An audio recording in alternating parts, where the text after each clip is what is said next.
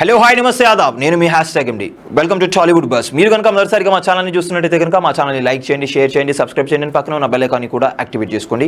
ఇంకా ఇవాల్టి స్పైసీ అప్డేట్లోకి వెళ్ళిపోదాం. తెలుగు సినీ ఇండస్ట్రీలో క్యారెక్టర్ ఆర్టిస్ట్గా ఎన్నో విభిన్న పాత్రల్లో నటిస్తూ ఎంతో మంచి సక్సెస్ అందుకున్న వారిలో సీనియర్ నటి హేమ ఒకరు. ఈమె ఎన్నో సినిమాలలో అక్క, పిన్ని, వదిన పాత్రలో నటిస్తూ తెలుగు ప్రేక్షకులను మెప్పించారు. ఇలా నటన పరంగా ఇండస్ట్రీలో ఎంతో మంచి గుర్తింపు సంపాదించుకున్న హేమ ఎంతో ముక్కుసూటి మనిషి అనే విషయం మనకు తెలిసిందే. ఇక ఇటీవల కాలంలో ఈమె సినిమాలను కాస్త తగ్గించారు. ఇదిలా ఉండగా ఇటీవల హేమ డ్రగ్స్ వివాదంలో నిలిచిన సంగతి తెలిసిందే. గత కొద్ది నెలల క్రితం ఈమె బెంగళూరులో జరిగిన ఒక రేవ్ పార్టీలో పాల్గొన్నారని, ఈమె బ్లడ్ శాంపుల్స్ పరీక్షలు పంపించగా డ్రగ్స్ తీసుకున్నట్లు పాజిటివ్ వచ్చిందని బెంగళూరు పోలీసులు వెల్లడించారు.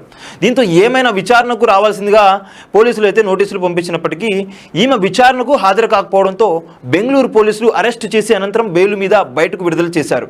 ప్రస్తుతం బెయిల్ మీద ఉన్నటువంటి హేమ ఇటీవల ఒక ఇంటర్వ్యూ సందర్భంగా డ్రగ్స్ వివాదం గురించి సంచలనమైన వ్యాఖ్యలు చేశారు. ముక్కుసూటి మనుషులు ఎప్పుడు కూడా తప్పు చేయరు. నేను ముక్కుసూటి మనిషినని, ఆ రోజు నేను నా తమ్ముడు వరుసకు అయ్యే వ్యక్తి పుట్టినరోజు వేడుకలకు వెళ్ళానని, శనివారం పుట్టినరోజు పార్టీ జరిగింది, వెళ్ళి నేను హైదరాబాద్ వచ్చేసాను, కానీ రేవ్ పార్టీ ఆదివారం జరిగిందని, నేను ఎక్కడా లేకపోయినా పోలీసులు ఉన్నారని చెప్పడంతో మీడియా వారు దాన్ని హైలైట్ చేస్తూ బ్రేకింగ్ న్యూస్ అంటూ చేశారు. నేను పరీక్షలు చేయించుకోకపోతే నాకు పాజిటివ్ అని ఎలా వచ్చింది అంటూ ఈమె ప్రశ్నించారు. ఇలా తనని ఈ వివాదంలోకి లాగి హైలైట్ చేసింది మీడియా వారే అంటూ ఈమె మీడియాపై చిందులు వేశారు. బ్రేకింగ్ న్యూస్ అంటూ హేమ డ్రగ్స్ తీసుకుందని వార్తలు రాశారని, నేనేమైనా డ్రగ్స్ తీసుకున్నానని రుజువైందా, లేకపోతే అన్నిసార్లు బ్రేకింగ్ న్యూస్ వేయడానికి నేనేమైనా టెర్రరిస్ట్నా, 100 మందిని చంపానా అంటూ ఫైర్ అయ్యారు. కేవలం మీడియా తప్పుడు రాతల వల్లే నా కుటుంబం ఎంతో ఇబ్బందులకు గురైందని, ఈ విషయం గురించి తెలిసి మా అమ్మ వారం రోజులు అన్నం తినకుండా ఉండిపోయిందని చెప్పి అన్నారు.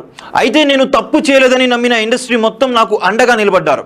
ఇక మీడియా వారి కారణంగానే మా కూడా నన్ను సస్పెండ్ చేసిందని, అయితే నా తప్పు లేదని తెలిసి తిరిగి నా సభ్యత్వం నాకు ఇచ్చారని హేమ వెల్లడించారు.